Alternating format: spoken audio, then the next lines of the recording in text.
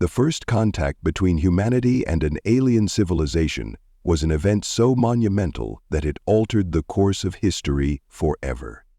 It happened on a quiet day in the spring of 2024, when the world was recovering from the turbulent aftermath of the previous decade. Global tensions had begun to ease, nations were rebuilding after years of economic instability, and for the first time in what felt like forever, there was a sense of hope in the air. Then came the signal. It began as a strange, rhythmic pulse emanating from a deep space radio telescope. The frequencies were unlike anything humans had encountered before, an eerie melody, almost musical in nature, carrying a message that could not be ignored. The signal wasn't random, it was intentional. It was the kind of communication that could only be sent by an advanced intelligent species, one that had mastered the art of interstellar communication. The world's brightest minds converged, trying to decode the message, and after months of effort, they succeeded. It was an invitation. Earl species, identifying themselves as the Arcanthians, had been observing humanity for some time. They knew enough to understand that Earth was on the brink of something monumental, a shift in its technological and societal evolution. Their message was simple yet profound. They wished to meet. They wanted to offer their knowledge, share their technology, and form an alliance. The Arcanthians promised peace, they promised prosperity, they promised enlightenment. At first, the world responded with disbelief. Could it be real? Were the aliens truly capable of crossing the vast, inhospitable distances of space? But as the months wore on, the signal remained, its message unwavering. The question became not whether the aliens were real, but how they had the power to reach out across the stars. It was only when their colossal ship arrived in Earth's orbit, a gleaming silver behemoth that dwarfed anything humanity had ever constructed, that there could be no further doubt. The ship was a sight to behold, an awe-inspiring vessel that seemed to hover effortlessly in the sky. It was surrounded by an ethereal glow, as if it was both part of and separate from the universe itself. The presence of the Arcanthians had a physical effect on the world. It altered the atmosphere, creating waves of energy that humans could barely comprehend. What should have been a terrifying encounter instead inspired a sense of wonder. This wasn't an invasion, it was an invitation. And in the heart of every human who witnessed it, there was the unmistakable feeling that something profound was about to happen. When the first Arcanthian stepped onto Earth's surface, it was a moment that would be etched into the collective memory of humanity. Zorath, the Arcanthian leader, was tall and imposing, his body an elegant fusion of metallic skin and shimmering energy. His eyes glowed with an intelligence that transcended human comprehension. He spoke in a language that seemed to resonate deep within the mind, and though his words were incomprehensible at first, the message was immediately translated. His voice was calm, measured, and tinged with the weight of millennium. "We come in peace," Zorath said, his tone carrying a certainty that suggested not just kindness, but superiority. "Your species has caught our attention. We have watched you grow, and we see potential, great potential, though still unrefined. We wish to share with you the knowledge and technologies we have cultivated over countless eons." The world's leaders, scientists, diplomats, military commanders, gathered in a large auditorium, the most advanced human minds on the planet, ready to witness history in the making. The United Nations had prepared a team of negotiators who were tasked with maintaining the delicate balance of power between the alien visitors and the Earth's nations. As Zorath continued to speak, his words were translated in real time, filling every corner of the room with a sense of awe. "We have unlocked the secrets of the cosmos," Zorath continued, his voice emanating with the quiet confidence of a species that had long since surpassed humanity's grasp on the physical world. "We have mastered the art of bending time and space.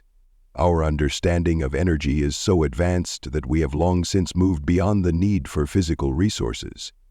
Your world, with all its potential, is ripe for collaboration. In exchange for your trust, we offer you the wisdom of the stars." The humans, though awed by the spectacle, couldn't help but feel a sense of unease. The Arcanthians spoke of grand gestures, of sharing knowledge and technology, but there was something in their eyes, a subtle undertone of condescension, that made many wonder, was this really an act of kindness, or a calculated move to make humanity dependent on their advanced technology? The tension in the room was palpable. There was no question that the Arcanthians were powerful, but the world's leaders, ever cautious, understood that with great power came great responsibility.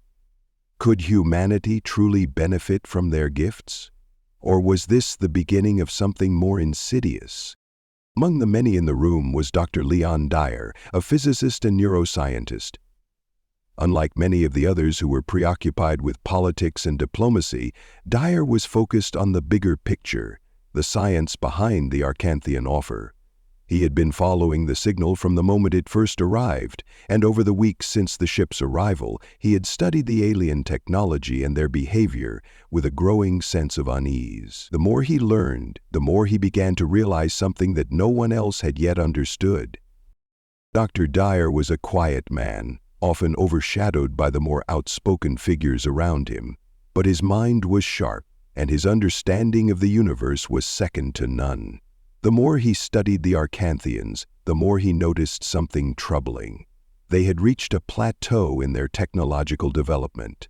Their mastery of space travel, energy manipulation, and time dilation was impressive, yes, but it was also limited. Their understanding of the universe was in many ways superficial. The Arcanthians had mastered the physical world to such an extent that they had stopped questioning it, stopped pushing the boundaries of what was possible.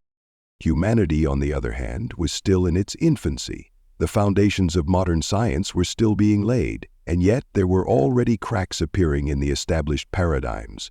Dr. Dyer had long suspected that humanity was on the verge of something far greater, something that the Arcanthians, with their years of stagnation, could never even dream of.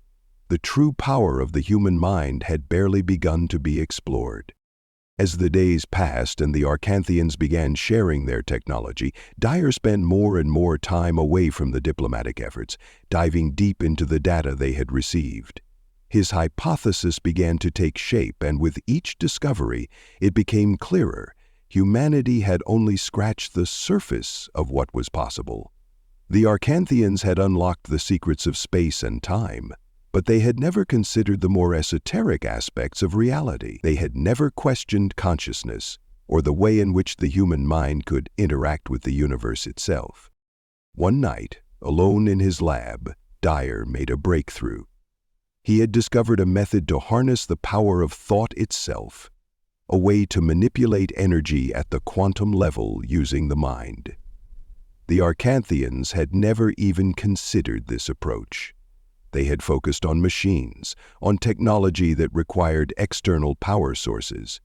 But Dyer had realized that the human mind could be the most powerful tool of all. In that moment, the implications of his discovery were clear.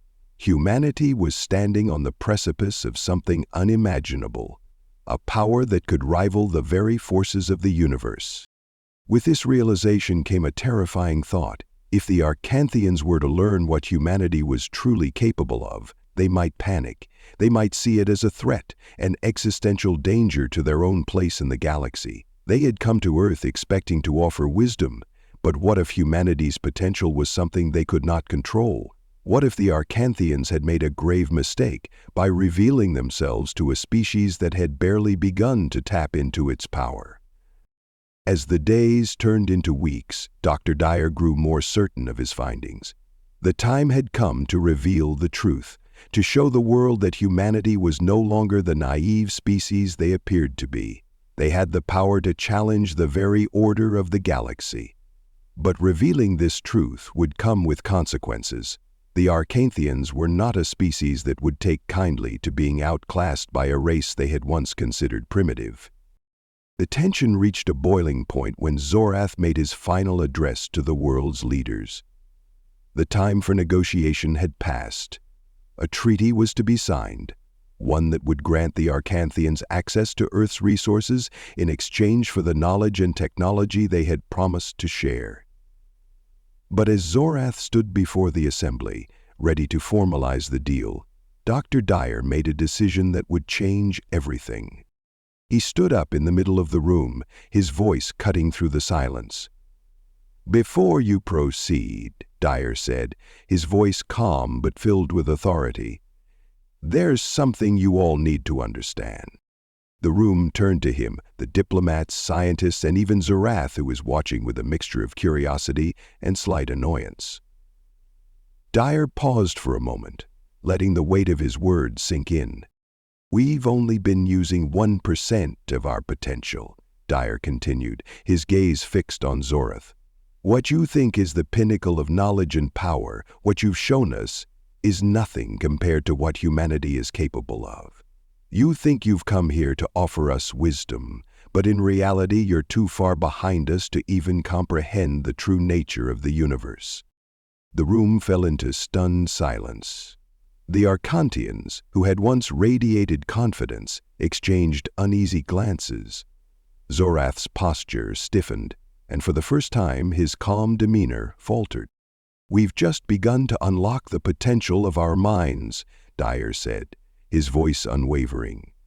"You think your technology is advanced, but you haven't even begun to understand what we're capable of." Zorath's eyes narrowed. "This is nonsense. You are not even close to understanding what we have done." Dyer smiled, though there was no humor in it. "You're right. We're not close, but we're closer than you think. And once we unlock the full extent of our power, you'll see just how far behind you really are."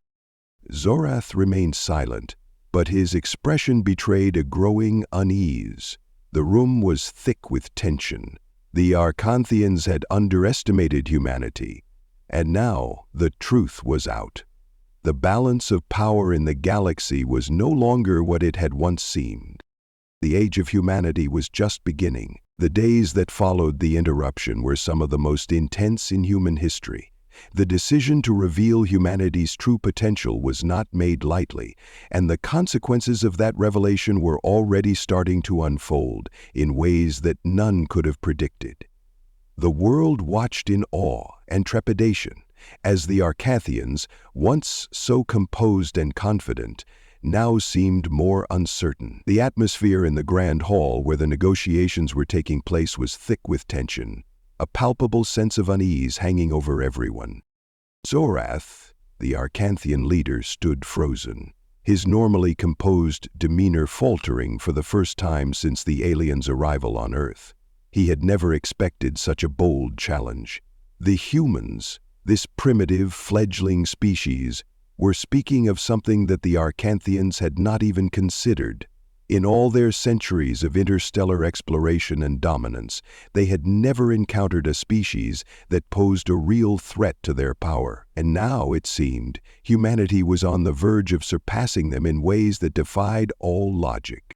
Dr. Leon Dyer's declaration had left the room in stunned silence.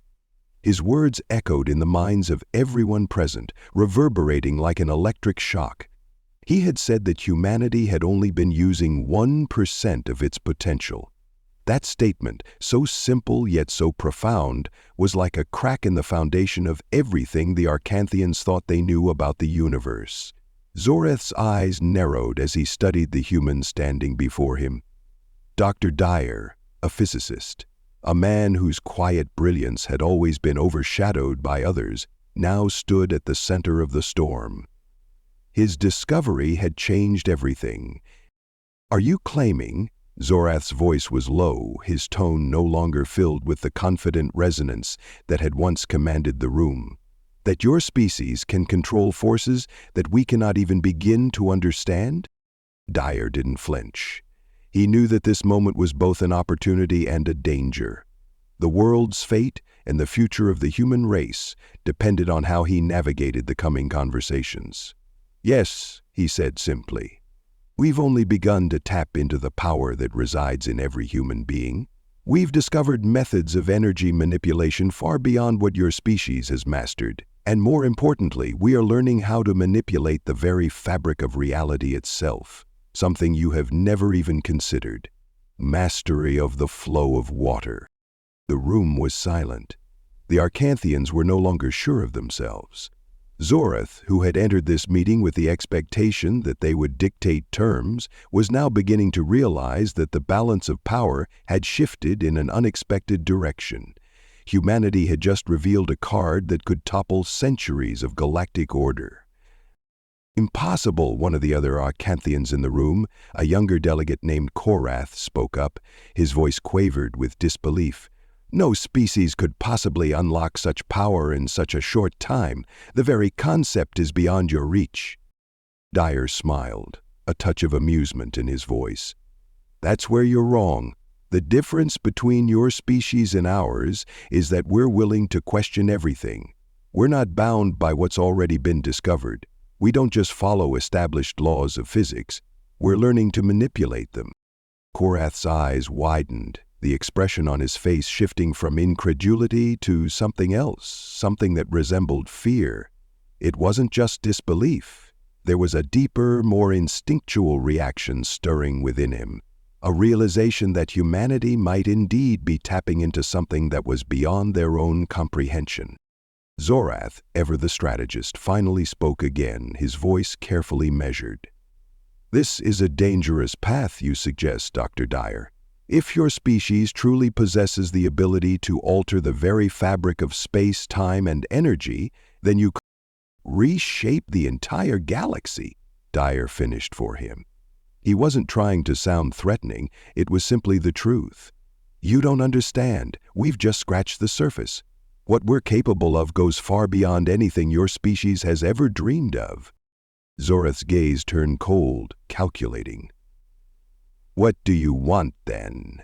If you possess such power, why seek our technology, our alliance? Dyer paused, considering his answer carefully. He wasn't sure how much he should reveal, or whether the Arcanthians would even believe him if he told them the whole truth. The reality of their power, the potential of humanity's abilities, was something that still felt too dangerous, too uncertain to fully comprehend. But there was no turning back now. We don't need your technology, Dyer said quietly. What we need is time. We need the freedom to explore this potential, to learn how to control it. And in return, we offer you a partnership, not a subjugation, but a mutual respect. If we truly understand what we're capable of, the galaxy will change. But we can't do it alone. We need allies, not rulers. Zorath's eyes narrowed as he studied Dyer, as if trying to gauge whether the human's words were genuine or simply a ploy. It was clear that he didn't entirely believe what Dyer was saying. The Arcathians had seen their share of ambitious species, and they had learned long ago that those who reached for power without fully understanding it were often the most dangerous. Still, the words hung in the air, a challenge to the established order. This is not what we expected, Zorath said finally, his voice heavy with uncertainty. You speak of respect and partnership, but your species has just told us that you possess a power we cannot even fathom. And you expect us to simply take your word for it? We're not asking for your trust, Dyer replied, his voice steady. We're offering you the opportunity to learn with us, to explore the unknown side by side. You've reached the limits of your technology, but we haven't even begun to push ours.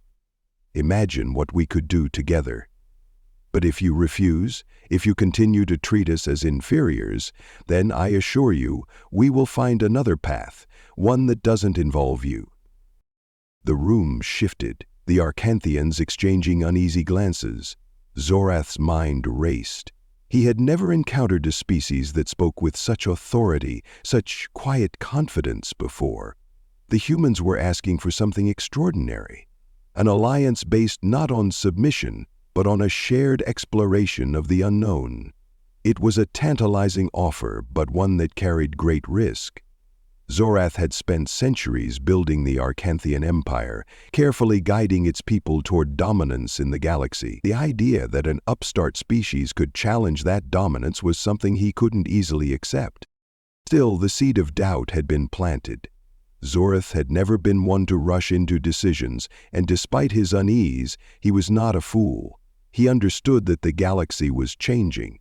The Arcanthians had long dominated, but now, for the first time, they were facing a species that might outgrow them. The realization was both exhilarating and terrifying. "We will need time to consider your words," Zorath said at last, his voice still controlled but laced with the tension of the moment. "This is unprecedented. I must confer with my council before making any further decisions." Dyer nodded, his expression unchanged. "Take all the time you need. But understand this. Humanity is no longer the species you once thought we were. We've only begun to awaken." Zorath turned to leave, signaling to his delegation. As they filed out of the room, Dyer felt a strange sense of both victory and foreboding. He had said what needed to be said, but he knew that the road ahead would be anything but easy. The Arcanthians were not just going to accept humanity's rise without resistance. They were used to being in control, and now that they had been shown just how little they truly understood about the potential of the human race, they would do whatever they could to maintain their place at the top of the galactic hierarchy. In the days that followed, the Arcanthians withdrew into their ship, their communications growing more sparse. The negotiations came to a halt, and humanity was left to wonder. Had they gone too far? Had they revealed too much of their power too soon? The world's leaders were divided. Some were excited about the possibilities of a partnership with the Arcanthians, while others feared the implications of what Dyer had said. Was humanity ready to wield such power? And if they weren't, what would happen if they miscalculated? Depression, perhaps. The system was far from perfect, all the tools there. As the uncertainty grew, Dr. Dyer continued his work, refining his understanding of the human mind and its untapped potential. He knew that they were just beginning to unlock the secrets of the universe and that time was running out. The Arcanthians were not idle. They were watching, waiting, calculating. And Dyer understood that if humanity was to ascend to its rightful place in the stars, they would need to act swiftly. The stage was set. The balance of power had shifted, and now the question remained. Would humanity rise to meet its potential, or would the Arcanthians, in their fear and pride, try to crush it before it could fully emerge? The future of the galaxy was in humanity's hands.